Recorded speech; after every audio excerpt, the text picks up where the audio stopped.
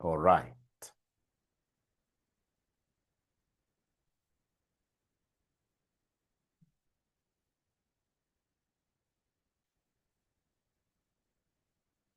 So we're looking at payoff table, and today I would want us to do a great question. Yeah, called in this case here, shifters haulage. So I want to attach this document that I'll be using here.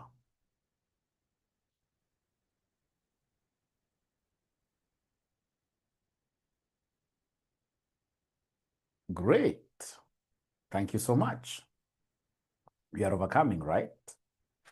We are overcoming. AMA.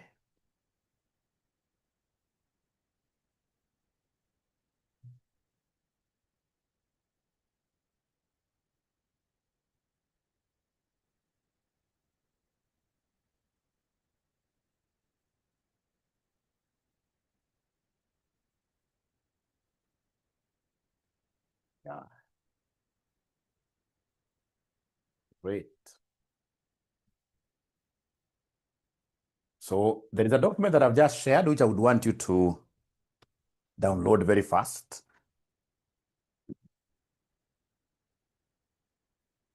Yeah. And then, of course, you go to the very end. The very end here, we're going to get a nice question.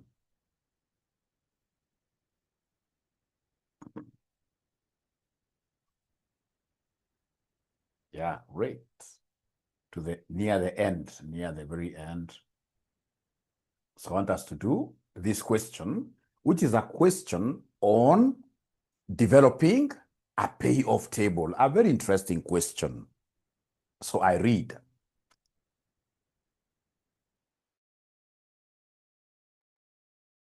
Shifters haulage is considering changing some of the vans it uses to transport crates for customers. The new vans come in 3 sizes: small, medium, and large. Shifters haulage is unsure about which type to buy. The capacity is 100 crates for the small van, 150 for the medium van, and 200 for the large van. Demand for crates varies and can either be 120 or 190 crates per period, with the probability of the higher demand figure being 0.6. So you can see demand here are what these two of them will be our states of nature. We don't know how many crates will be demanded from down there in the market.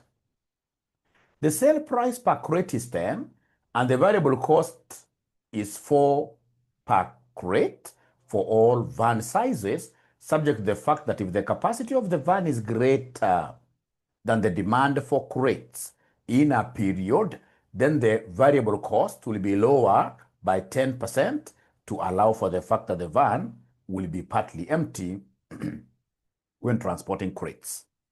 Shifters haulage is concerned that if the demand for crates exceeds the capacity of the vans, then customers will have to be turned away. SH estimates in this case, goodwill of Kenya shillings 100 would be charged against profits per period to allow for lost future sales regardless of the number of customers that are turned away. So it's not per customer, but once in this case here we turn, even if it's 1, 10, 20 customers, lost goodwill will be 100. This lost goodwill will be 100, will be charged against profit per period to allow for lost future sales regardless of the number of customers that are turned away. Depreciation charged will be Kenya shillings 200 per period for small, 300 for medium, and 400 for the large van. Shifters haulage has in the past been very aggressive in its decision making, pressing ahead with rapid growth strategies. So meaning, ladies and gentlemen, that Shifters haulage is a risk-taking organization. These are basically risk takers or very optimistic organizations. Why are they very optimistic? because of aggressive. Remember, aggressive investors are also known as what here? Risk takers. That's why they're able to press ahead with rapid growth strategies. However, its managers have recently grown more cautious as the business has become more competitive. So two sides of the coin.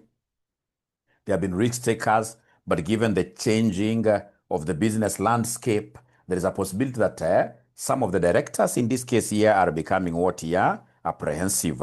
They're becoming pessimists. So they want me to prepare a profit table or a payoff table showing the 6 possible profit figures per period, 9 marks. They gave us a similar question like this last semester. And fortunately, I was able to tackle that question for you, if you remember very well. So then I would want you to take 5 minutes. Please, just try as much as possible to give me the structure of the payoff table. Just try. Only 5 minutes. So then I'll come in like a chief ninja at 6:20. I will be able to see in this case here was the right structure, whether there is any student who will be able to get even one profit amount, etc. Then I can see charts here.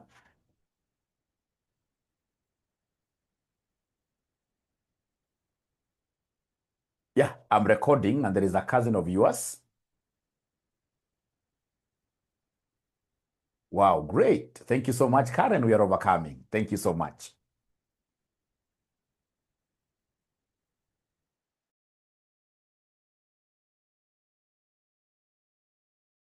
So I just don't even want you to do the question. I just want you to put down the structure. Because without knowing how to put down the structure, trust you me, you will never do any payoff table. And the structure, perhaps if I could just help you a little bit, how does this structure look like? This structure looks like this. So we are going to have, ladies and gentlemen, here, we are going to have alternatives here. Let me give you the structure so that you don't end up wasting the 5 minutes. So alternatives. So we have 3 alternatives that we're going to choose from. Remember, we want to buy a van. So in this case here, we have a small van here. We have a medium van. Yeah, medium. And then we have what here, somebody? We have a large van. A large van like that. Make your cells to be always very big because I always prefer students doing their workings inside these cells. All right? And then don't forget that here we have states of nature. And the states of nature are normally probabilistic, of which in this case here, this will be our demand. We don't know how many units will be demanded, but they have given us pointers. They have told us, ladies and gentlemen, that at the end of the day, we expect the demand to be either 120 or 190 crates. 120 or 190 crates. So 120, 120 crates. I can even write here crates just to make myself bigger. 190 crates. 190 crates. So, ladies and gentlemen, we have 6 cells here.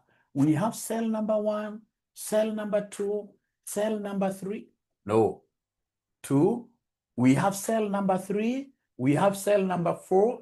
We have cell number 5. We have cell number 6. It's long since I gave any student a present. I would want to see whether there is any student who will be able to give me this profit. If cell number 1 is the one that prevails. And of course, you must be having a good reason. If cell number 1 prevails, in this case here then, what do you think, my good students, will the profit be in that case? If cell number 1 is the one that will prevail, with very good argument, what do you think in this case here will the profit here be? Yeah, the question is on the handout that we have just shared there, that I can see Lillian, a great student. Yeah, just at the very last pages, I need to give those handouts page numbers. So if I were you, I would want to know, I'm taking some goods to the market, and I would want to see whether should I go for a small van, medium, or large van. So I would want to know their capacities. Is there somebody who is able to see the capacity of the vans? Capacity of the vans. So as I finish this topic, ladies and gentlemen, the capacity of the vans, you can see small is 100, 150, 200. So capacity, the capacity for small is 100. For the medium, we have 150. And then lastly, we have 200 there. We have 200 there. Yeah.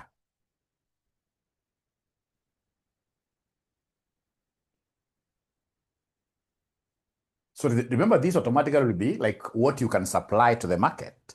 If I'm going with a small van, I can only supply 100. Yeah, if I'm going with a medium van, I can only supply 150. If I'm going with a large van, I can supply 200 vis-a-vis the various demands. And I would want to move slowly today because this is the last question that I'm doing for this payoff table. Last question that I'm doing for this payoff table.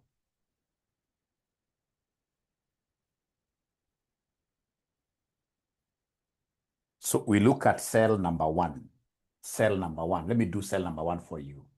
So cell number one, I can see the supply.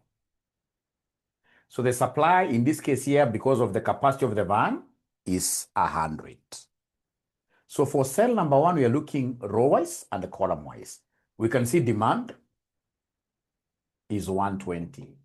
So tell me, how many units will I sell? How many units will I sell?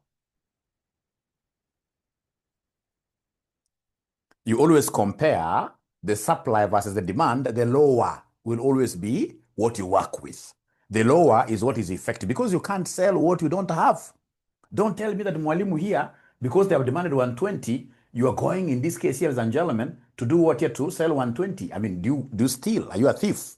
No. So in this case here, we sell 120. So no, 100, sorry. We sell 100. So then can you kindly go and give me the revenue? So remember, revenue will be 100. Are you able to see the selling price? Because now I'm pegging this, ladies and gentlemen. I'm pegging this, ladies and gentlemen, on, full capacity. This van will now carry full capacity. And you can see selling price has been given. There is a place where they have given a selling price here. The sales price per crate is 10, and the variable cost is 4. So then I'll take 100 times 10. And the variable cost in this case, you can see, will be 100 times 4. 100 times 4. Because always this variable cost will be pegged on, the variable cost will be pegged on what we are carrying, what we are supplying. Now, ladies and gentlemen, there is one thing that this examiner was very brilliant. Many students in this case here would not have gotten this correctly because of what they have said on variable cost. That as we transport our crates to Mombasa market, if our van will be full, then the variable cost will be 4. But should we go with this van partially empty, even if it's empty just by 2 crates, in this case here, the van will be a little bit lighter and we're going to save 10%. Allow me to demonstrate. Ladies and gentlemen, here. You can see what they have told us here, that the variable cost is 4 per crate for all van sizes, subject to the fact that if the capacity of the van is bigger, is greater than what we will be selling, than the demand for crates in a period, then the variable cost will be lower by 10% to allow for the fact that the vans will be partly empty when transporting crates. Great. Now, ladies and gentlemen, please, every time then we are making a decision on the variable cost, we need to ask ourselves, is this van for cell 1, is it going to the Mombasa market, full capacity or half capacity? This full capacity, because you can see we are selling, whatever you are selling is exactly equal to the capacity of the small van. Let me ask you, my great students, a question here.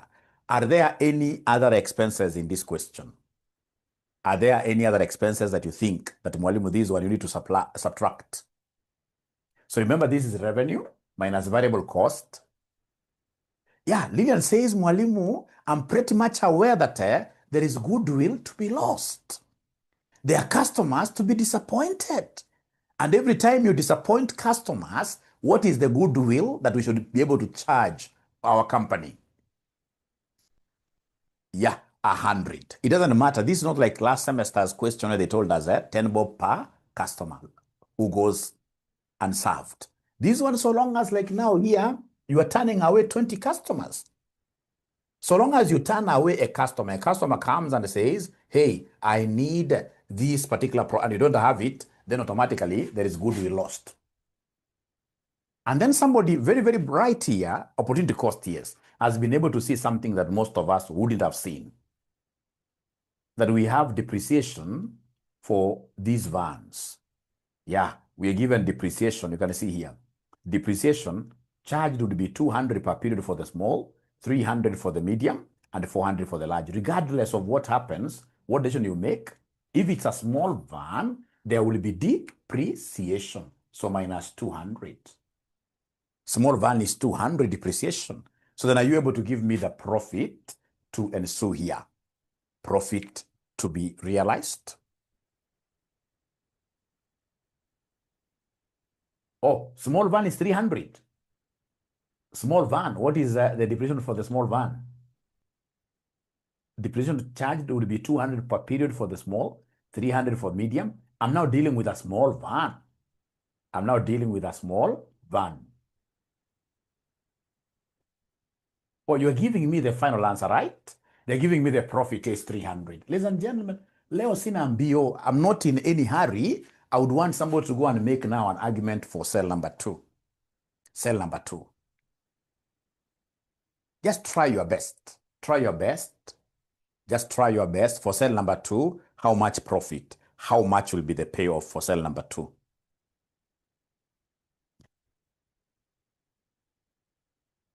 I've also given you an answer down there. I've also given you an answer down there, which you can read as well, right? Yeah, perhaps instead of being idle, that could be of help. We don't want students to be idle. This semester, nobody's idle. We are not going to fail. Because if you're idle, you'll fail for sure. The same, right? So we look at number 2. So for number 2, remember, row-wise, I have my capacity. So in this case here, capacity, I can only supply,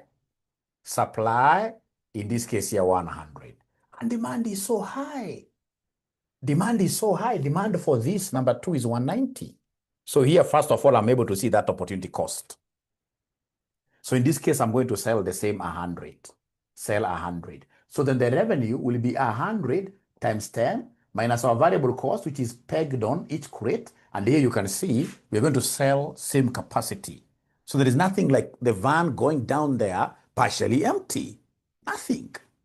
All right? All right? And then we have in this case here our opportunity cost for turning away customers, 100. And then, ladies and gentlemen, we have in this case here depreciation. Depreciation for the small van is always, because we're still dealing with small van, is 200. And somebody is telling me for sure that this gives me a profit of 300. The same. Which question? Please be answering these great students of mine. There is a handout which you have shared, which I believe everybody has because Lilian has been sharing. So there is a handout. At the very last pages, you'll be able to see. You can even do a quick find. Yeah, Control F. You search for shifters haulage from that handout. And this is the last question. You'll never see us again doing a question of payoffs. The last question you're doing. And for that to be very, very good for all of us, we must attempt. We must attempt. And I'm able to see, like when I tell you guys to like send me a screenshot of your notes, and somebody is able to send very clean notes. Of course, good handwritings are nice. But when I don't see students, in this case here, at times doing classwork, they're correcting themselves, they're putting a wrong there, they're putting a correct there. I normally know that these students find you're very organized, but I mean, you don't know the essence of AMA. AMA is an analytical skill. The way even myself, I teach AMA, Is that the same way I teach AFM? No. AMA needs analytical skills higher. It's the hardest paper at the advanced level. You know, some of you don't know that. AMA is the hardest paper.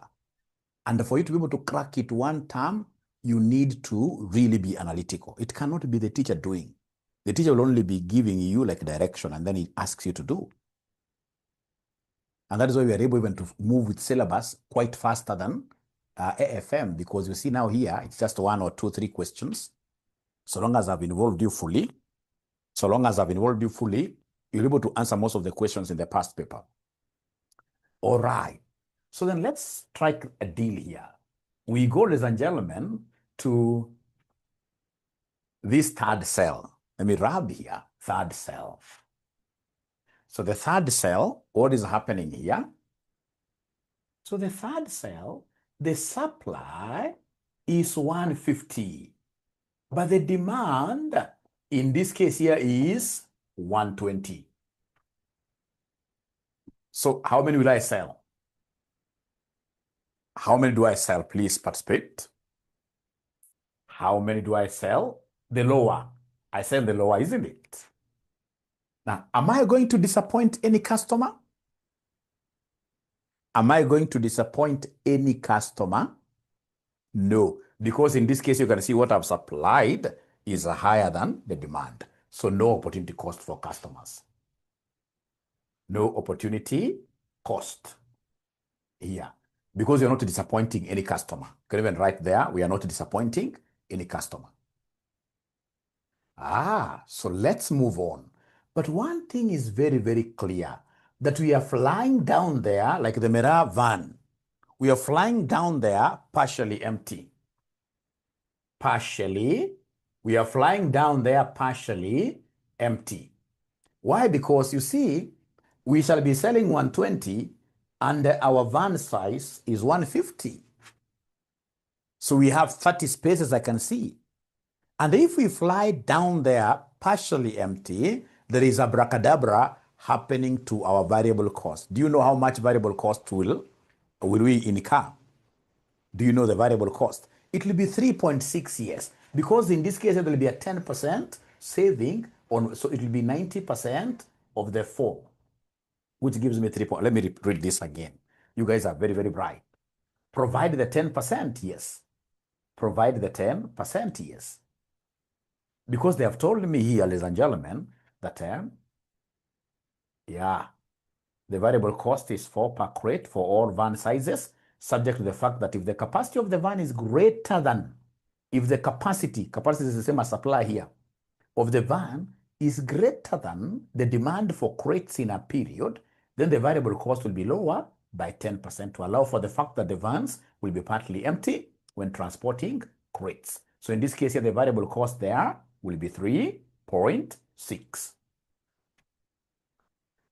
Yeah, when capacity, thank you so much. So then it means that I'm going to sell 120 here. The selling price is not being affected.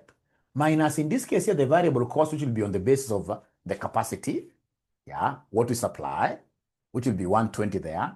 In this case here, times what here? Times 3.6. Times 3.6.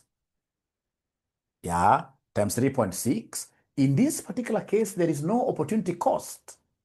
You can even say there's 0 for revision, for your revision. All right?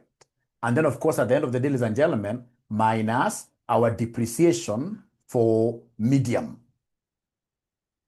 Depreciation for medium, which is how much? Depreciation for the medium, which is 300. Which is 300. 300. So then this will end up giving us 468. This will end up giving us 468.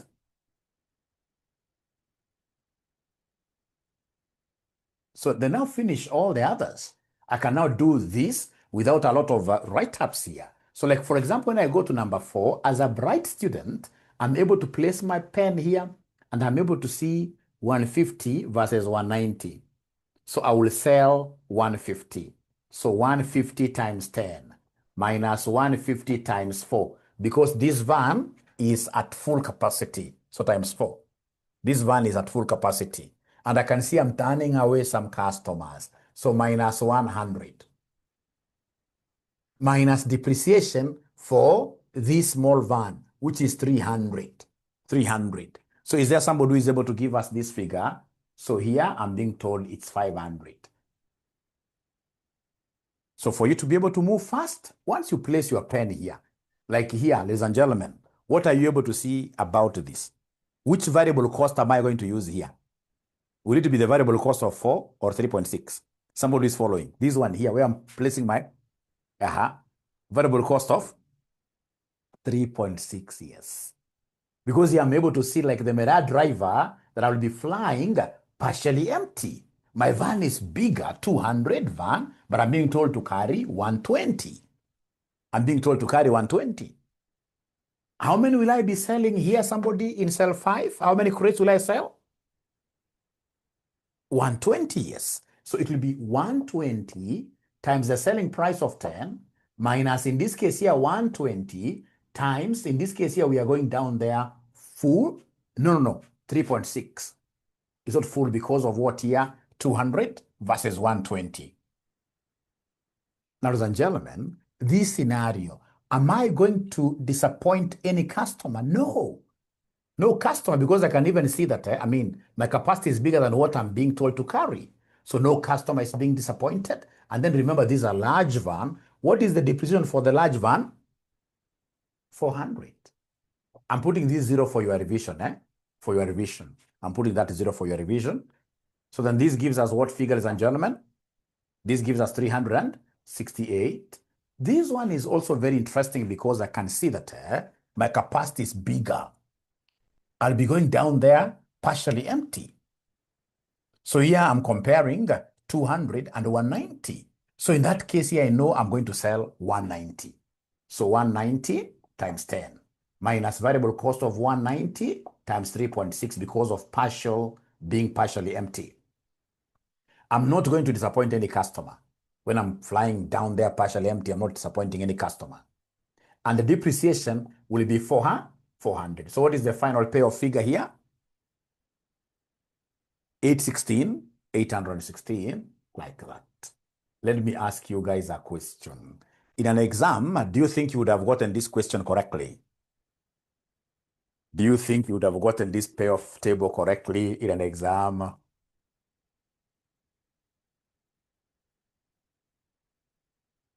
At least there are ninjas who are saying yes. Goretti is saying no. After the last class, okay.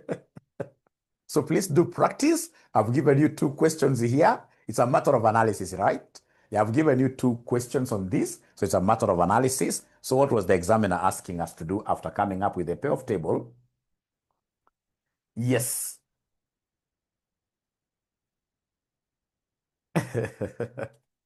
So after coming up with this payoff table, they want you to use your profit table above and discuss which type of van should be bought, taking into consideration the possible risk attitudes of the manager. Remember, we have 3 risk attitudes. Do you know them?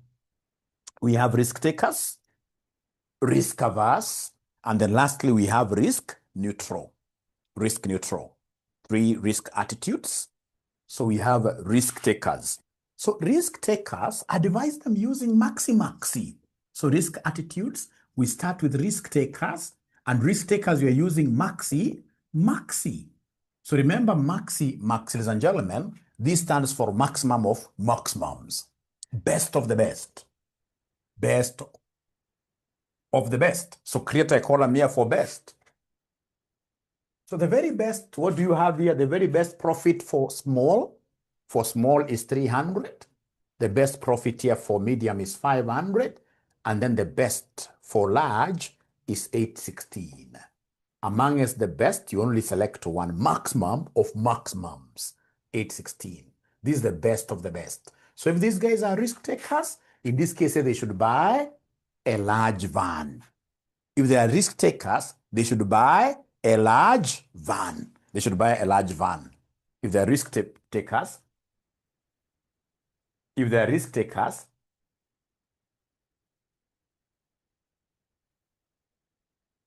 okay. So they should buy a large van. And then, ladies and gentlemen, we have a risk averse. Risk averse. You know, there are people naturally who are risk averse. Those guys, and I even told you in our last class, those are the guys that even, for example, when you observe them, when they are crossing the road, you'll know that this person fears risks a lot. They'll go, in this case here, at the middle, they go back when they think they're going to be knocked. Yeah. There are students even right now who are really averse to advanced management accounting. There must be somebody who is really fearing this forthcoming exam. I can see you. I can see you. You are averse. You are averse. Which is wrong. Which is wrong. We shall not fear these papers. We shall not fear these papers. So, ladies and gentlemen, if it is risk averse, you advise them using Maxi Mini. Advise them using Maxi Mini. Tushazoea. Asante. Usiseme umezoea kufanya AMA wewe. Tunataka upite uende BDA. So we advise risk averse using Maxi Mini, which is best of what here somebody, which is best of worst. To them, they are pessimists, remember. They always expect the worst to happen. To them, they expect the worst to happen. And there are people who are like that. Somebody is sick. When they go to the hospital, they can only see themselves dying. There are people who have that kind of an attitude, yes. So in this case here, we start with the second part, worst. To them, things don't work out very well. So you advise them on the basis of the worst scenarios. So the worst for this is 300. The worst for medium is 468. And then the very worst, in this case here for large, is 368. Now, in their worst scenarios, now you look at their worst scenarios and I tell them, hey, we know that you are risk averse. We know that you are a pessimist. But I mean, among us, which one is the best of the worst? So this becomes BW, best of the worst. So in that case here, they should be able to buy what here? Somebody, if they are risk averse, if they are pessimists, they should be able to buy a medium van. A medium van. Buy medium, yes. Buy medium. Buy medium. Buy medium. So up to there, are we together, ladies and gentlemen? Somehow, are we together up to here? Thank you so much. Risk neutral, you always advise them using risk neutral. You shall always advise them using expected monetary value, risk neutral. Like most of us here are risk neutral. Risk neutral. So you advise them using expected monetary value. Expected monetary value. Is there somebody who is able to remember the probabilities that were given to us for this demand states? Anybody who is able to remember the probabilities given to us? 0.6 for the higher. 0.6 for the higher. 0.6 for the higher. They told us somewhere here. The demand for crates varies and can either be 120 or 190 crates per period, with the probability of the higher demand being 0.6. So probability for the higher demand is 0.6. Higher demand is 0. So again, you will get a student calling you after an exam telling you that, Mwalimu, you know what? They only gave us one probability. Then of course I will tell them, if it's December exam, for sure it was an error, but I know there is a problem. Because I mean, if there are only two and they have given us this probability, then I will easily know the other probability is 0. What here, somebody? 0.4. 0.4. I know that. And then now you go ahead and give us expected monetary value for each one of them now. So is there somebody who can tell us what do you need to do to get these expected monetary values? So to get these expected monetary values, ladies and gentlemen, it's very easy. Normally what we do, we take X values times their probabilities, then we sum. So give us expected monetary value for small. So for small, I can see the X values are only 2. So you take 300 times 0.4 corresponding, plus 300 times 0.6, which will give me 300. Which will give me 300. Yeah, which will give me 300. How about in this case here, expected monetary value for medium? For medium. So for medium, I can see there are only 2 X values, 2 variables. Yeah, don't count best. We're only looking for the demands. So we have 468. So 468 times 0.4 plus we have, ladies and gentlemen, the next one there is 500 times 0.6. Please give me an number. Yeah, 487.2. 487.2. 487.2 like that. Thank you so much. Then we have in this case here, large. So for large, what do we have here? 368 times 0.4 plus 816 times 0.6, which will end up giving us a what figure? 636 point what here? 636.8. Thank you so much. Thank you so much. Thank you so much. So, ladies and gentlemen, remember, for this expected money, money is always sweet. Yeah, we should always try as much as possible to run away from poverty. Money is sweet. So for expected monetary value, we shall always go for the highest. So which one is the very highest here? Large. Large. So this is the best EMV. And therefore, we are saying that if they're risk neutral still, they should be able to go ahead and buy a large van. They should be able to go ahead and buy a large van. So buy a large van.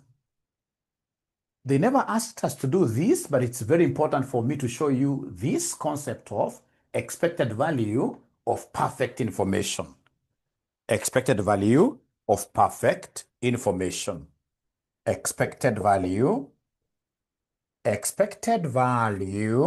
of perfect information. Ladies and gentlemen, instead of us just guessing in the darkness, at times it is important for us to simply go and get an expert, like the broad-based government. Yeah, simply go and look for experts who can predict for us. For example, like this time around, the weather people were able to predict these rains with lots of certainty. So you can get those kind of people and ask them to predict for you the states. You're going to get a higher value when you involve what here? Experts. And for us to be able to get then this expected value of PI, EV of PI, we normally take EV with PI minus best EMV, minus best EMV. So please write up to there that expected value of perfect information equals EV with PI. Expected value with perfect information minus best EMV. Minus best EMV. Now please listen.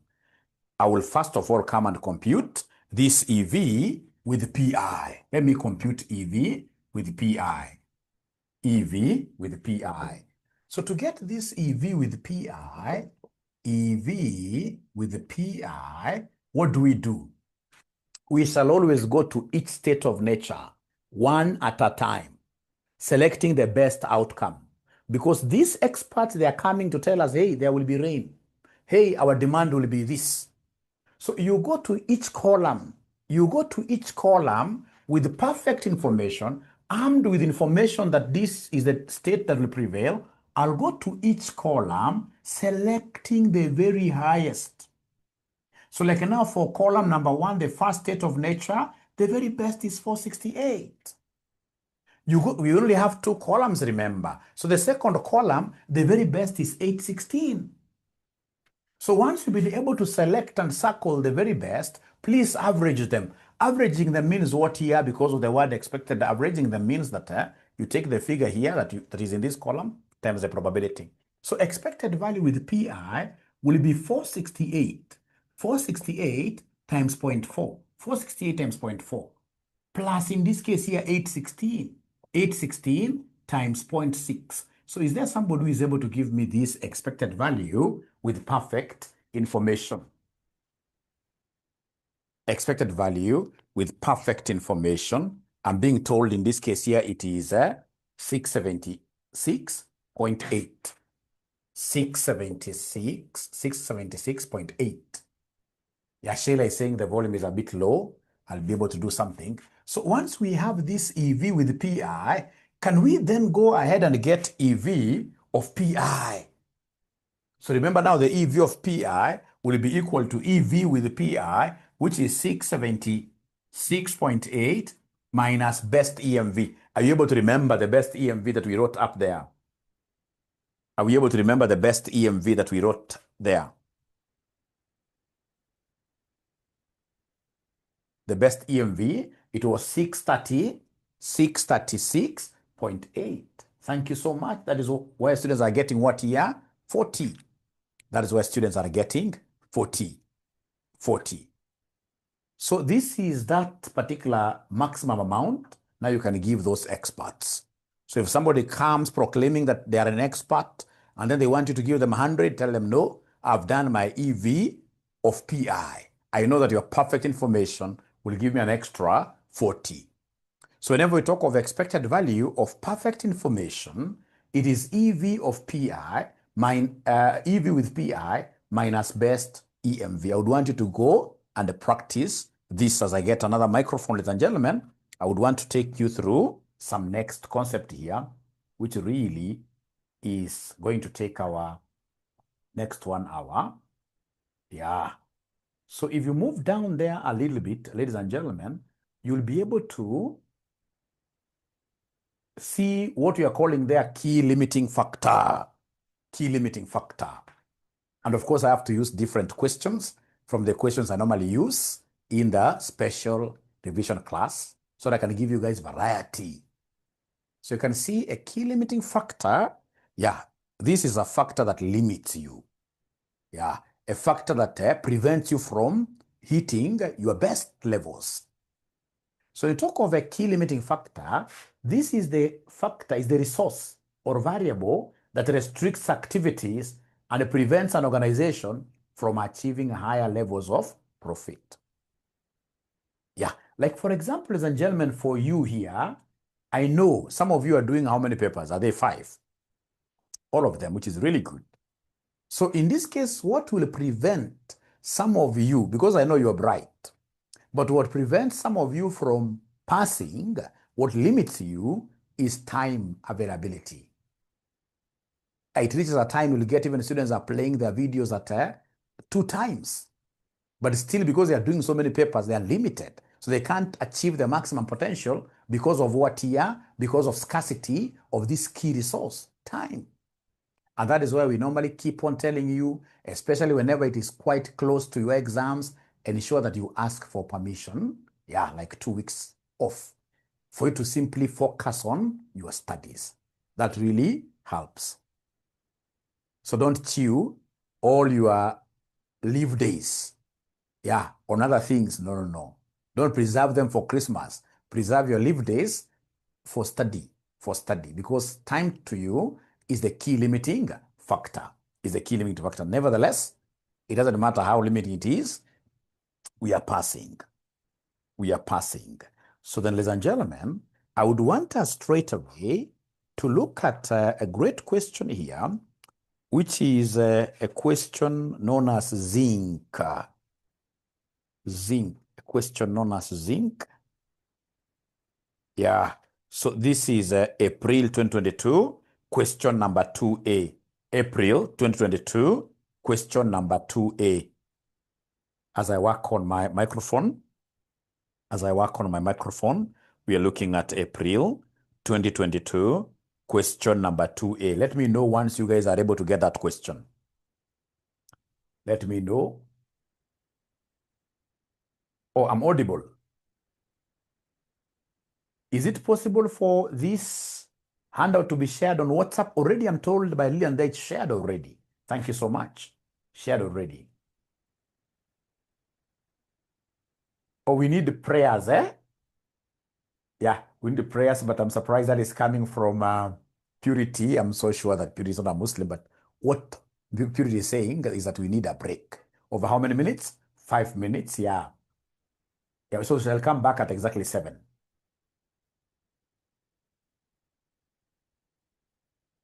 The sound is okay. Ah, great. Great. Thank you so much for saving Ninja's Purity. Great. Great. So we are doing this April 22 question 2A, which I've been able to read. And of course, the required, they want us to advise now the management of Zinc Limited on the most profitable production mix and optimal profit using limiting factor analysis. So the basic steps are these ones. You give us contribution margin. Remember what we said about contribution margin. You take price minus all the variable costs. So we have step two, scarce resources per unit, or rather for each product. Then you give us a very important quotient, CM, per scarce resource. You rank. And then number 5, lastly, you give us the optimal production mix. Have you guys finished writing this? Have you guys finished writing this? Thank you so much. So then let's move slowly and get these low-hanging marks of contribution margin. Let's get these low-hanging marks of contribution margin where we shall write the selling price. So we have our selling prices for the 3 products. Very easy. Very easy. So we have X, we have Y, we have Z. So we have here selling price. So selling price. So for X, we have 1,200, 2,000, and then for Z, we have 2,250. Oh yeah, we less variable cost. And I can enumerate them. The first variable cost there is called direct material cost. So direct materials, I can see 300, 900, I can see 400. Great. From there, I have variable overheads. Variable overheads, I can see 150, I can see 400, I can see 450. Now, this kind of a question is a nice one because you get students thinking that these are the only variable cost. No, ladies and gentlemen, I'm a management accountant. I know apart from material, variable overhead, I will be having labor. It will be very hard to have a question that doesn't have labor cost as an expense. I'm so sure most of us will just list this and then then they tell you they've now gotten CM. Then they call you after exam, Chief Ninja, AMA this time around. When the results are out, then they say that they have been bewitched. By who? You never understood the concept very well. Yeah, so in this case here, we have labor cost. So the labor cost is for 3 departments. So we have department 1. So look at note number 1. Look at note number 1. So note number 1, each type of product passes through 3 departments in which a different type of labor is used. The labor requirements in each department are given below. So you can see department 1, they have given us labor. You can imagine those like under X, Y, Z. Those are hours. You know, at times, ladies and gentlemen, students tend to blame CASNEB a lot. But when you come, if you are to get to see your papers, after you mark, if they were being returned to you, utaona maajabu. Because you'll now get students, in this case here, subtracting hours. So they'll say 3, 4, no. Ladies and gentlemen, they have given us a rate. For department number 1, they've given us a rate for every hour is 20. And I can see department number 1, we need 3 hours for X. So 3 times 20, that gives me 60. For department 1, Y, 4 hours. So 4 by 20. Remember, department 1 rate is 20. So this gives me 80. 6 times 20, this gives me 120. Like that. That is labor cost under department 1. So what am I doing? I'm taking the rate per hour times the number of hours for each product. Number of hours for each product. So like 20 times 3 gave me 60. 20 times 4 gave me 80. 20 times 6 gave me 120. Inakuwa kupanic, and that one I've always seen. So department 2, you can see it is at 40 per hour. And I can see X is 1. So 1 times 40, so that is 40. 40 times 2.5, that one you guys have to give it to me now with my age. Is it 100? 100, thank you so much. 100. And then we have here 40 times 4, giving me 160. These are variable expenses. And then we have 3. We have 3. So 30 times 5 is 150. Then we have 30 times 7, that is 210. And then 30 times 9 is 270, like that. So now you are able to give me what we call contribution margin for each product. Labor cost is part of variable cost. Thanks for asking. Remember, variable cost, they are normally 3. In most cases, variable cost, we shall have direct material cost, we have direct labor cost, and then we have variable overheads. They're normally three. We have direct material cost, direct labor cost, variable overheads, so don't bring fixed overheads. So now you've been able, so X I'm being told it's 500. X is 500. So they're taking if it's Y, 2000 minus this, minus this, minus this, minus this, minus this. Contribution margin ukipata negative, hiyo ni hatari. Direct material for Z. Direct material for Z, they're saying is wrong. Thanks for that. Let's see. Yeah, I don't know where I got 400 from. It's supposed to be 600. Thank you so much. It's supposed to be 600. So Y is 310. Thank you so much. How about Z after correction of these direct materials? Z is 650. Thank you so much. Thank you so much. Thank you so much. Thank you so much. Thank you so much. So we have here X, we have Y, Z. So we have our contribution margins. Don't write another table. You guys are safe. I'm the one who has to write another table because my board is very small. So second step, after, ladies and gentlemen, you get contribution margin. That is step number 1.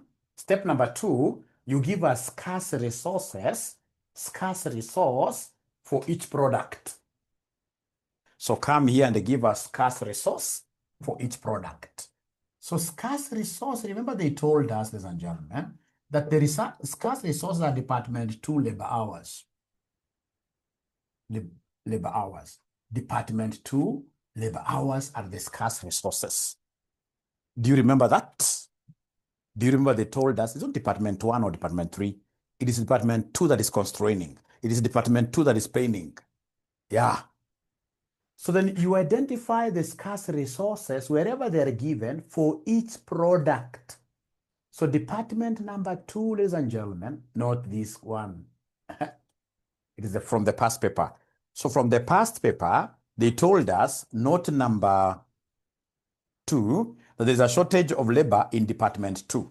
So go to any information given there on department 2, I can see the labor requirements for each unit. So you can see department 2 hours, we have there X is 1, this is 2.5, this is 4.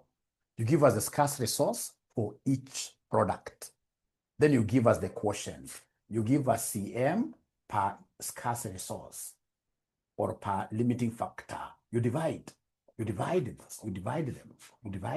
So 500 divided by 1, oh yeah, 500. 310 divided by 2.5. I should not be rubbing here. You're right. I should be writing always the question. So April 2022, question 2A. Yeah. So you divide 5. So this one here, Y, gives us 124. 124. And then Z lastly. 162.5. Then second last thing, go ahead and rank. Remember, the higher, the better. Go ahead and rank. So which one takes up number 1 in terms of this quotient? This will be number 1. This will be number 2. This will be number 3. Number 3.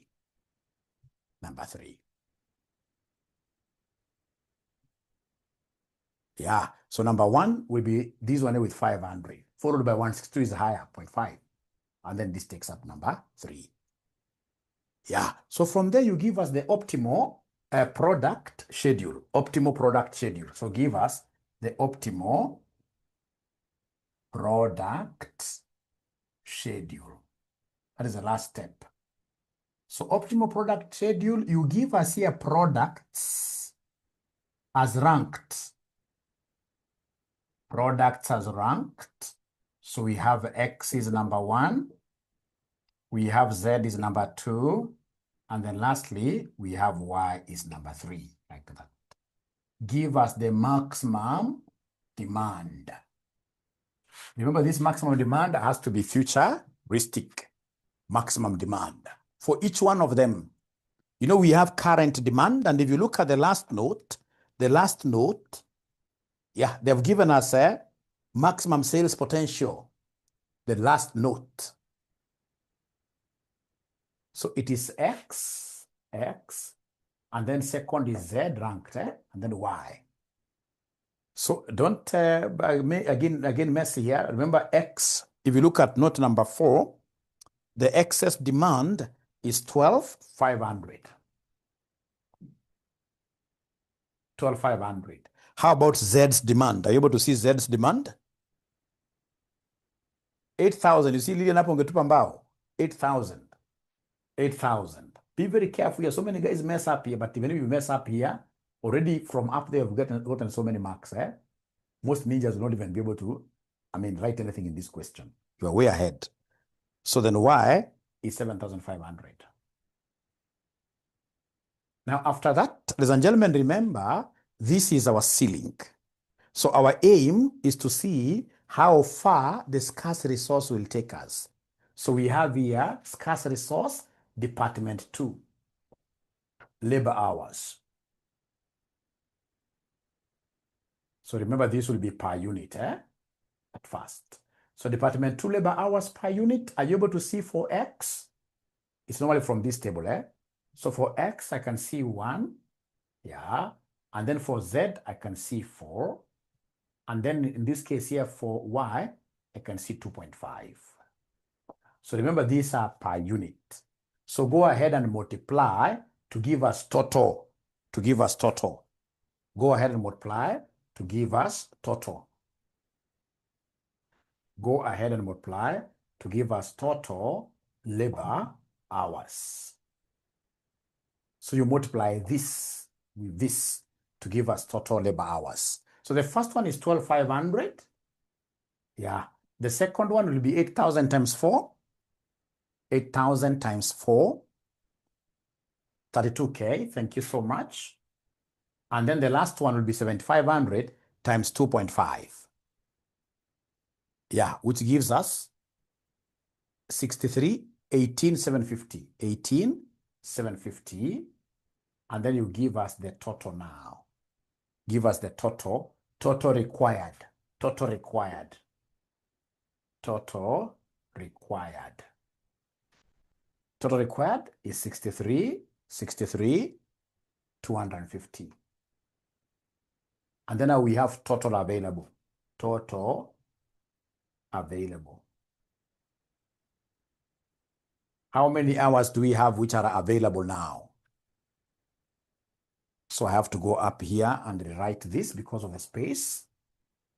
I want you to get everything. So we have here products as ranked. Products as ranked. So we have here X, Z, Y. So we have here maximum demand. So we have 12,500. We have 8,000. We have 7,500. Don't write again. I'm copying this one. Times department 2 hours. Basically, we are monitoring the scarce resource. Yeah. So this was 1, 4. Then we have 2.5, right? Then we have total labor hours now. Total labor hours, you're multiplying. So this is 12,500. This is 32,000. This is 18,750, which these ninjas have given me 63,250 as the total that is required to be able to deliver all the units demanded. All the units demanded. So we have here total. So in this case here, resource required. How about available? How many department 2 hours are available? I want to throw this back to you. So hours required, department 2 hours required, and hours available.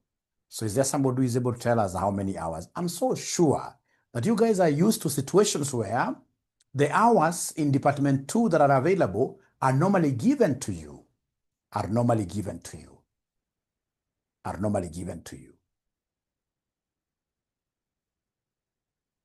Yeah, I'm so sure of that, ladies and gentlemen.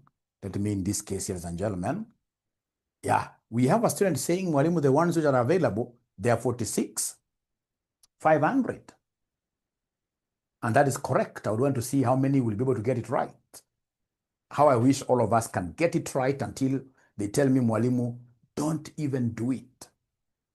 You see, hours available are the same as what here, the current hours.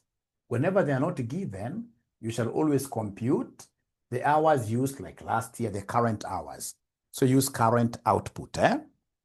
So if you see, ladies and gentlemen, there is a place where they have given you the current output. There's a place they have given you the current output.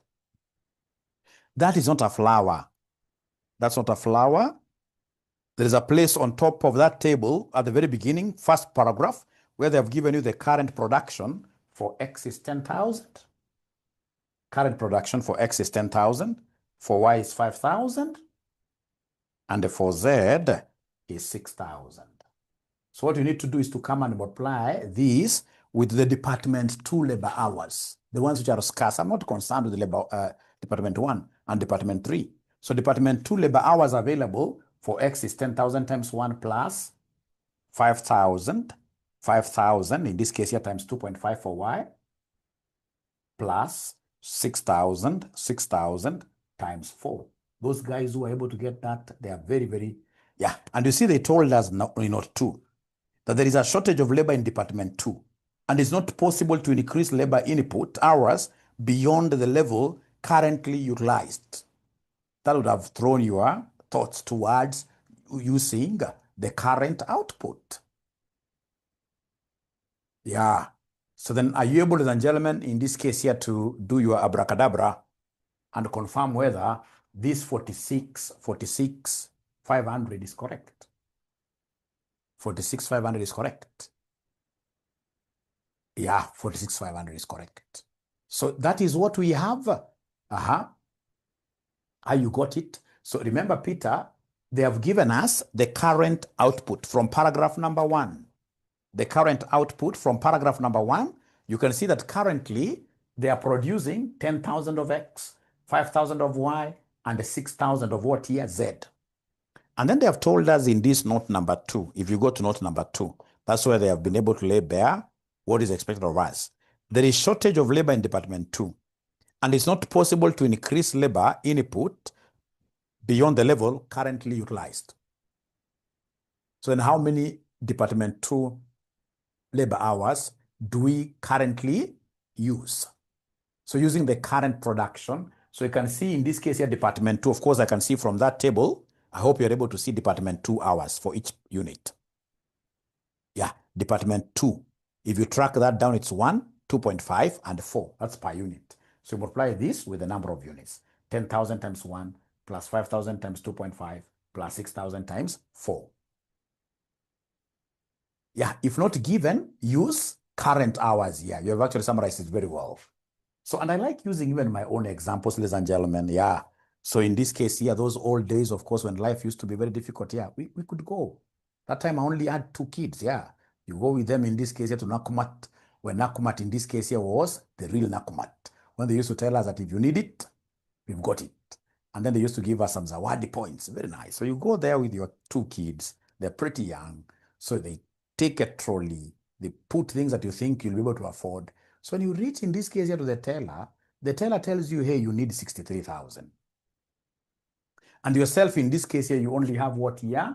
46 something. So you need 63,250. You have 46,500. Those days there weren't anything like M-Pesa. Even Fuliza wasn't there. So the only viable decision you could do is to return a few things back to the shelves. You simply tell these waiters, take this. I don't want this. So that in this case here, you can be left with what your wallet will be able to afford. So it's a painful exercise because some of the things you'll be returning are things that were chosen by your kids. So in that case, of course, there are many people lining up and you are a man.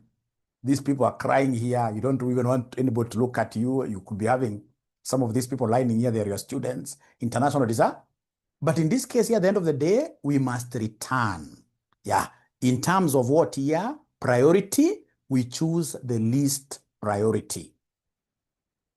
So the insignificant items. Yeah, the ones that you don't need. The ones in this case which are not basic needs. Yeah. So in this case, when it comes to returning these products here to the shelves, you shall always look at, first of all, give me the shortfall. Are you able to see the shortfall here? Yeah, so the shortfall is 750. So then I must return goods worth this amount back. It doesn't matter how much that boy cries. And actually nitampiga ngoto. Piga tangoto. Kitoka tu hapo nje kidogo. Na nyorosha ngoto. Kinamwambia next time sitakupeleka mahali wewe. Very good. Ingekuwa na behave vizuri. So in shortfall, you will be able to recover it from the last ranked product. And then you move up because it's priority. Yeah, remember the highest is, yeah. Unfortunately, the last ranked product for us can cover this 16,750. So you come under all of this, you subtract here, 16,750, like that. So meaning that the very best that you can give to Y is how many units here, somebody, is how many hours? 2,000. 2,000, yes. Can I ask you a question? Let me ask you a question. What if this shortfall was 27,000? How would have you recovered 27,000 from these products? Don't write that, but what if it was 27,000? You'll allow me, first of all, just to look at this example with you. What if this total shortfall was 27,000? How would have I recovered 27,000 from all these products? I can't start from the top. So first of all, I snatch everything in this case here from Y. Because why? So I snatch this. Yeah, 18,750. But once I do that, I haven't yet recovered fully. So what is the difference? I've been able to recover 18,750 from 27,000.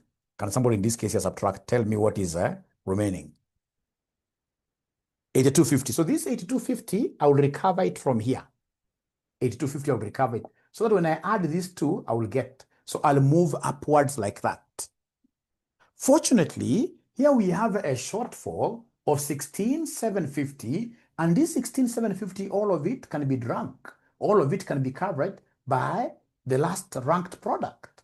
And actually, I'll be able to have some, yeah, like that, 2,000.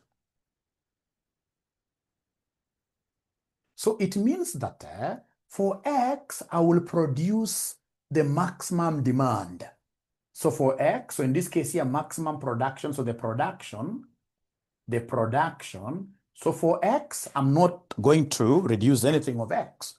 So for X, I'll produce 12,500. While Z, again, I'm not deducting any time here. So here I'll produce everything 8,000. But now here, I can't produce 7,500. Because now I can see this time is no longer 18. This time is 2,000. So then how do I get to know how many do I produce now here? It's very easy. I will take the 2,000, I divide by the rate. I will take the 2,000, I divide by the rate. Can somebody give me this? 2,000 divided by the rate gives me what here? Somebody gives me 800. Listen, the very best way of knowing after you get these total labor hours. Now we know that this is 2,000. We know, ladies and gentlemen, that here we are subtracting 16,750 to get 2,000. Normally what we do, we come and copy this rate. We normally copy this rate the way it is. You copy this rate, you say department 2 hours. You copy the rate the way it is. So we have here 1, we have 4, we have 2.5. And then to get now production, the optimal production, can call it optimal production. Now you do the abracadabra, you divide. You see, to be able to get these total hours, we multiplied. Now to be able to get, in this case here, the optimal production, you take whatever you have here as the total, you divide by these labor hours. Yeah, like the first one will be 12,500 divided by 1. So it means here for X, I produce 12,500. This will be 32,000 divided by 4, which will give me 8,000, like that. This will be now 2,000, because that's what I have. 2,000 divided by 2.5. How much am I getting here, ladies and gentlemen? 800. If you do it this way, you'll never confuse. If you do it that way, you'll never confuse. Let me now check whether we have questions up there. You address them before you go to the profit statement. Yeah, great. You can also recover. Then they were making contributions. They were making contributions. They were making contributions. So the very best, once you have reached here, you've been able to recover, you come and just copy this column here and then ask God to be gracious enough to remind you that you are dividing now to get, in this case here, production. You divide. Once you reach there, then you are a very, very good student. So what do they want us to do? Read the question. Advanced Management Accounting, you shall always read the question, not once, not twice. So they wanted us, ladies and gentlemen, to advise the management limit of Zinc Limited on the most profitable production mix and the optimal profit. Optimal profit. So go ahead and give us the optimal profit. Very easy. Very easy. Very easy. So profit statement. Profit statement. So the profit statement, we are good students of management accounting. We know that profit is CMX minus fixed costs. And I know the products that I'm producing. I know I have X, I have Z, I have Y. And I even know the units I'm going to produce and sell, 12,500. We have 8,000. We have 800. So are you able to give me the contribution? So I want to get CMX. So already I have these are the quantities. Please, from the very original table that we did, is there somebody who is able to give us the contribution margin for X? Anybody who is able to give us the contribution margin for X? Please go to the very first table. The very first table we did the first step. We have the contribution margin of X. It was 500. Please don't confuse. How about the contribution margin of Z from the same table? Last column. Z is 650. Z is 650. And then we have here Y. Y, the middle one, is 400. So then are you able to give us these figures, ladies and gentlemen? Are you able to give me these figures? 12,500 times 500 gives me 310, not 400. Oh, Y. Y is 310. Sorry for that. Y, I'm being told, is 310. So then 12,500 times 500. 62, 50,000. 62, 50,000. So we have 8,000 times 650. Yeah, we have Marvin. Oh, he's saying Y. Y is 310. Y is 310. So 8,000 times 650. I'm waiting for your answer. 5.2 million. So this 5.2 million. Thank you very much. And then we have 800 times 310. 800 times 310, giving us 248K. 248,000. So then are you able to give me the total contribution? Are you able to give me the total contribution? Anybody who is able to give me the total contribution? You add the 3 because all the products will be contributing to our profitability. So we have here 11,698,000. 698,000. So we come under less fixed costs. We less fixed costs. Are you able to see fixed cost of this organization somewhere there? There is fixed cost of this organization. Fixed cost, I'm able to see a figure of what there. Yeah, note number 3. Fixed cost is 5 million per annum. Thank you so much. So you're able to get net profit. You are able now to get the net profit. So the net profit will be equal to who? 66,98,000. 66,98,000. If that is okay for all of us, then I'll be able to introduce right away the concept of throughput, which is also very easy. Throughput analysis. So is everything okay? Have we been able to follow? The good thing is that, again, you have the video, rewatch. Like now, these are very good area, very good candidate for you this December, this area. Very good.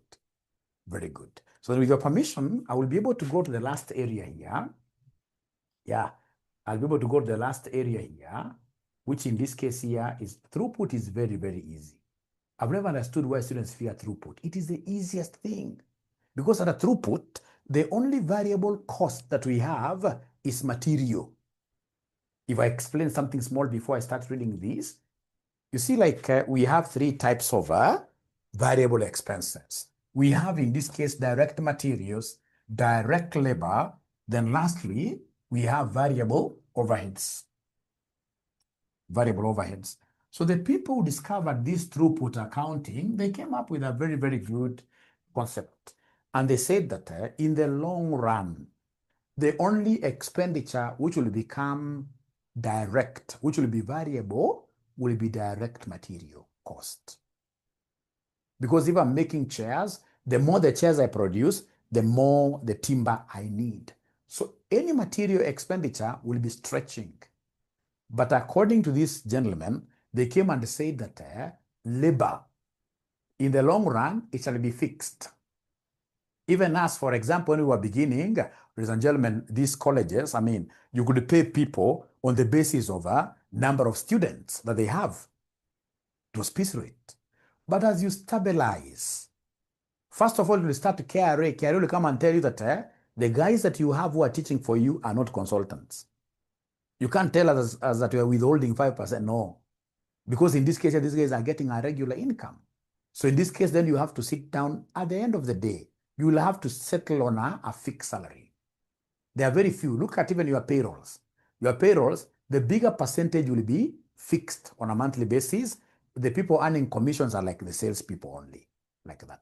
So according to them, they said, no, at the end of the day, labor will become fixed and the total overhead will become what here? Fixed. When you are very, very small, your salary payroll will keep on fluctuating.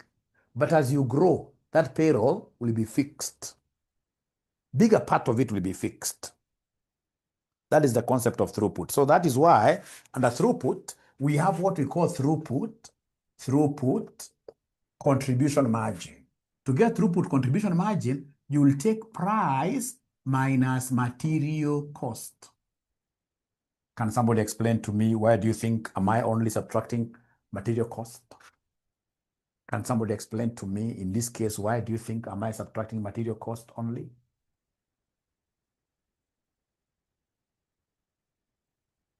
Or the CMCS. Those are the contribution margins.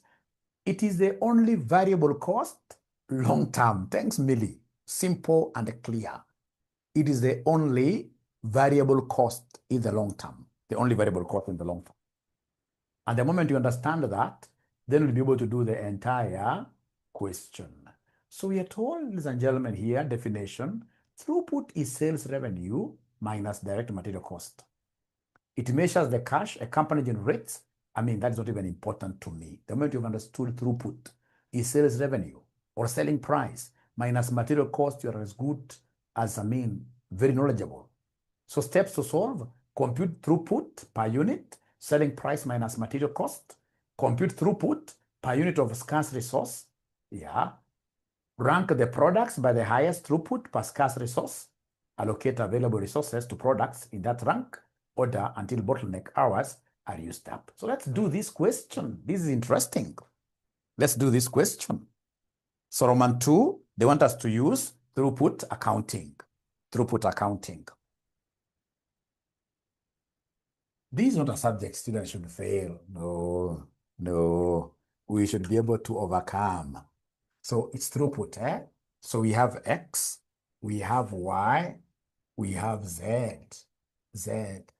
The only problem with this subject at times, even when Mwalimu is teaching, you'll always find a few students sleeping. I don't know where that sleep comes from. And that sleep disappears immediately I finish the class. We should be able to pray. Because this is a good subject.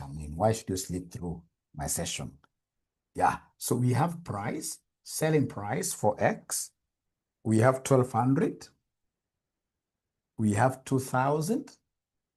Then we have 2250. So we want to get throughput contribution margin. Yes, already I've shared Ugali effect. Already I've shared this. It's in the group. Stephen, it's in the group, WhatsApp group. Check. Somebody can tag that ninja. So less material cost. So material cost, are you able to see material cost? Material cost, yes. 300. So we have 900. So we have 600. So subtract these ones only. And then we'll be able to give us what we call throughput contribution margin. Because throughput contribution margin is price minus material cost. Price minus material cost.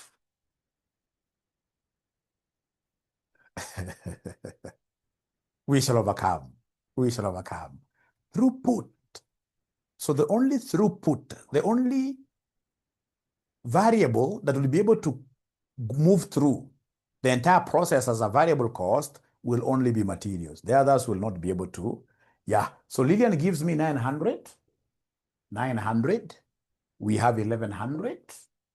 And then we have, in this case here, 1650. So come here and give us scarce resources. Scarce resources. So scarce resources, these are the Department 2 labor hours. Department 2 labor hours. So Department 2 labor hours, remember, these are quite clear. It's 1, 2.5, and 4. 2.5 and 4. So give me the CM per scarce resource. You divide. You divide. CM per scarce resource, you divide. The first one, so divide this. Divide them up. So this will be 900. This divided by this will be what here? 440. Then lastly, 1650 divided by 4. 412.5, eh? 412.5. So please go ahead and rank them. Rank them. I always love it whenever the examiner gives you key limiting factor part 1, it should give you limiting factor by throughput method as number 2. It becomes very easy. So I can see this is the highest, number 1, number 2, number 3. Yeah. And then you can go ahead and give us, ladies and gentlemen, the optimal production schedule. Optimal production schedule. Now you have everything. So go ahead and, sorry for that. Have you been able to write? Have they finished writing really? All right. Thank you. Great. Nowadays I'm happy because these ninjas don't complain of my speed. They don't complain of my speed. So either I reduce the speed or they took my advice of reading before coming to class seriously. So the optimal production mix. So we have in this case here products as ranked. So they are ranked very well, X, Y, and Z. Give us maximum DD. Maximum DD, that's demand, isn't it? So maximum demand. So the maximum, are you able to see the maximum demands, you ninjas? Remember, regardless of your age, you are a ninja. A ninja has to move with speed. Maximum demand is given in note number 4. Maximum demand is given in note number 4. Yes. So we have here 12,500. Fortunately, they are following that order. So 12,500. So, ladies and gentlemen, from there we have, 7,500 and 8,000. Then remember, it's Department 2 hours. Department 2 hours, they're following each other very well. So we have 1, 2.5, and 4. Yeah, remember these are per unit. Go ahead and multiply them to give us total Department 2 hours. Go ahead and multiply, very easy. So 12,500 times 1 is 12,500. 7,500 times 2.5, that I can't get. Let's try to hurry up a little bit so that we can finish this question. So that when we come to the next class, everything will be okay. 18,750. Yeah. And then lastly, we have 8,000 times 4, 32,000. Yeah. Which will end up giving us how many Department 2 hours required? Hours required, I'm being told there are 60, 63, 250, 250 hours in this case here, available. You're giving me a figure, nothing changes. Hours available, nothing is changing there. The current hours. 46,500. So give me the shortfall. Subtract 16,750. Yeah, recover this from products upwards. So fortunately, they can fit here. So please subtract there 32,000 minus 16,750.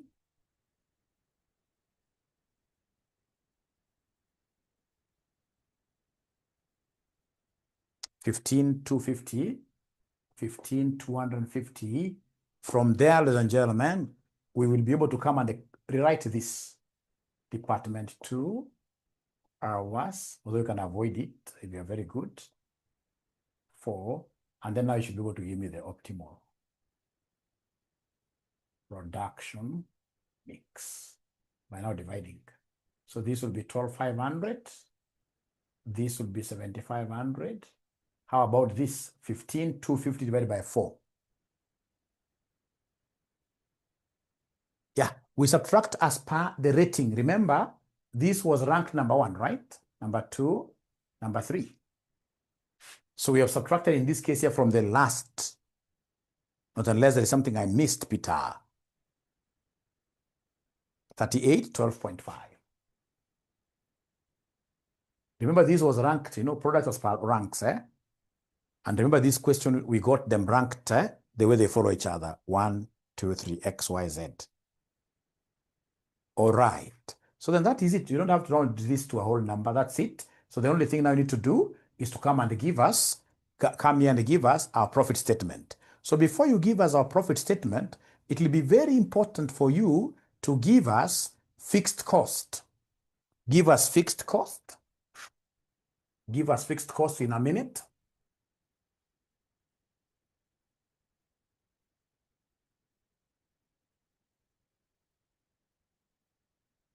Give us fixed cost. Actually, we normally call them factory costs. So factory costs. So of course, this will be labor, variable overheads, and any fixed overheads. So Claire is asking, what is the difference between the two methods? You see, for throughput, you can only see we are subtracting material. And then, of course, for the other method, we are subtracting all the variable cost. So maybe, Claire, when you read this, we watch this video again, you'll be able to see that the two methods are not the same. Even the answers here are different.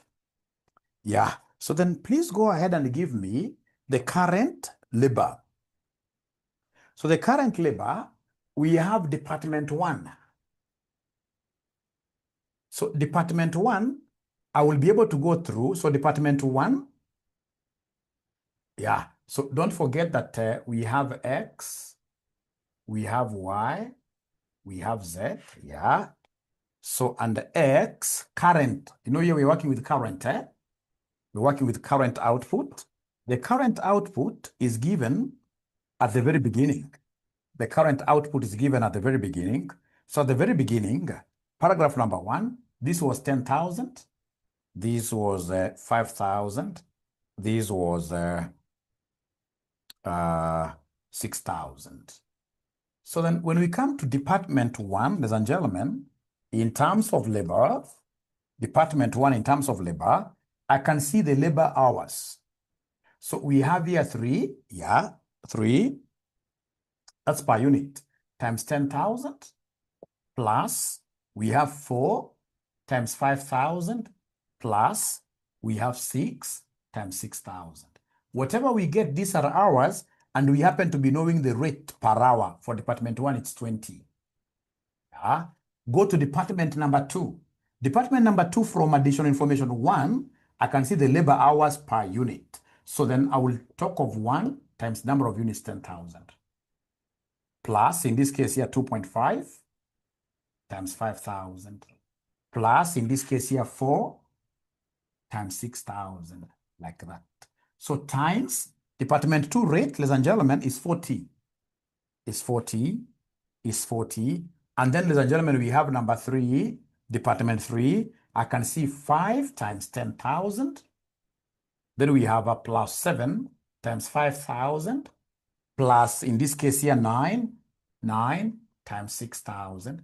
Whatever we get, we shall be able to multiply these by the rate in department 3. Please write this and then give me these answers.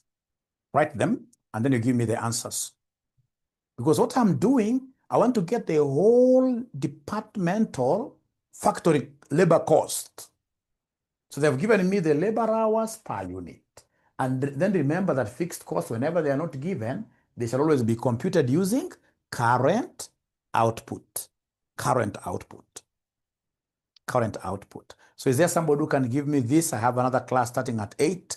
You guys are very, very lucky because you are free. Most of you, not all of you, of course. There are some of you who have AFM. But there must be some ninjas that once we finish here, they are free. They are lucky. They are lucky. So somebody open brackets here and give me this figure. It's like these guys want us to do this question in our next class, which will be very bad. 1720,000. Thank you so much. Then come to the second one, open bracket. Okay. Okay, great. So open bracket, 1 times 10,000 plus 2.5 times 5,000 plus 4 times 6,000 times 40. So they're getting here 1860,000. 1860,000. And then, ladies and gentlemen, we have department 3. Department 3. Department 3. So department 3, there is a ninja giving me 4170. Don't give me the total. Come here. Remember, you still have variable overheads.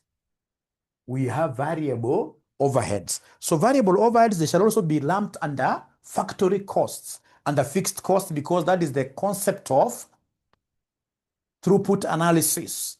The variable overheads, I can see there 150 per unit, Kenya shillings, so times 10,000 for X.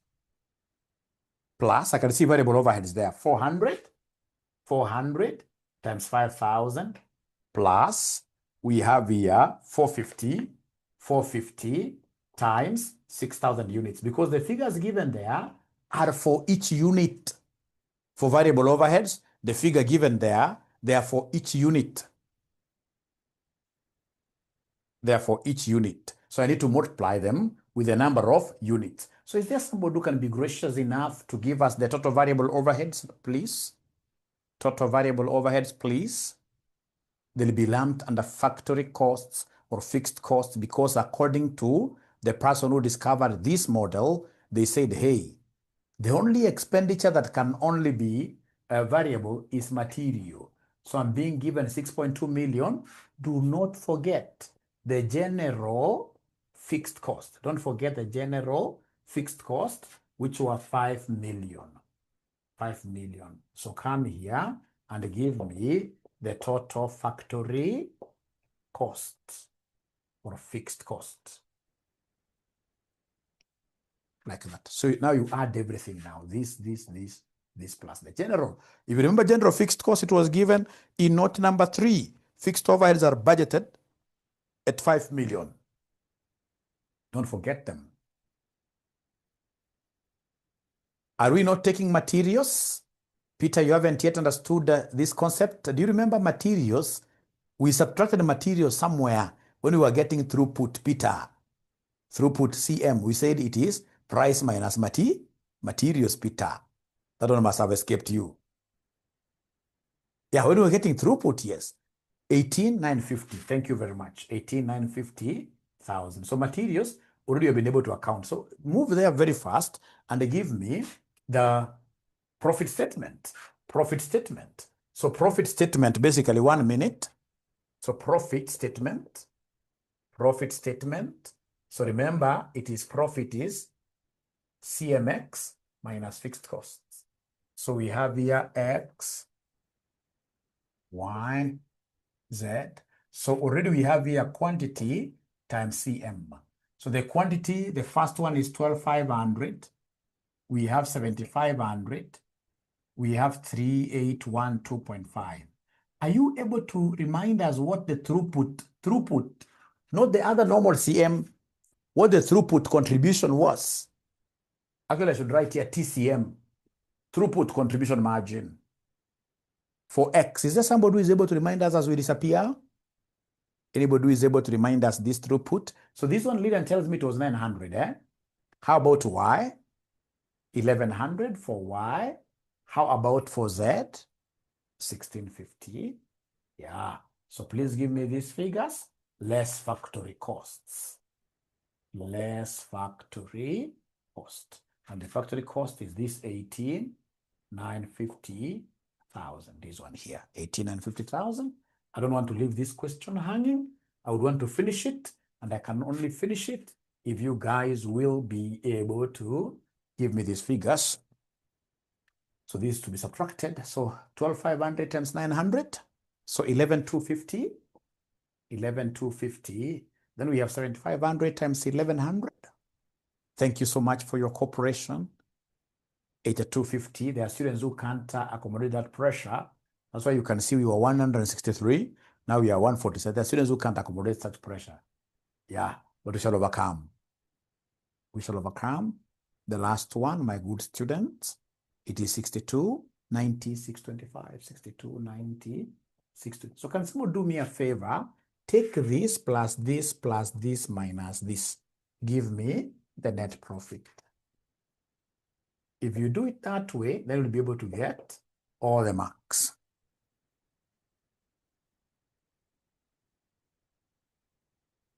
So I'm being given, so this plus this minus this. I'm being given 86. I'm waiting to be told by many students for confirmation. So it is 6840, 6840, 6840, 625. A must rewatch, yes. 625. Thank you so much. Have a lovely night. I can see so many students in this case here wishing Mwalimu happy Teacher's Day. The best way of wishing Mwalimu happy Teacher's Day is to send Mwalimu 200 bob. If you send Mwalimu 200 bob and we are 140, yeah, times 140, I'll be a very rich man. I'll get 28,000. Thank you so much, ladies and gentlemen. See you another time. Bye, bye, bye, bye. Thank you. Thank you so much. Yeah, tumaka kitu for the wishes. Tumaka kitu for the wishes. Yeah, you know the advantage of Mwalimu, my social capital is very high. Anytime I want some little money is here. There is a time I was doing something for some people in Kajiado. Nikasema kila mtu 100 bob. They raised over 400,000. Very, very fast. Social capital. Thank you.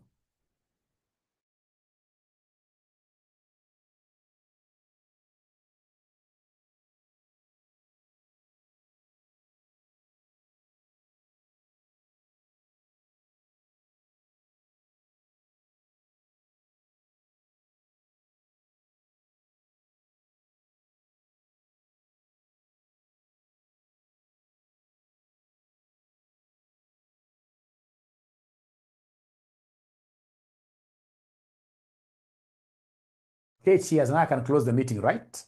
I hope now I can close the meeting. I hope now I can close the meeting. Thank you so much. Bye.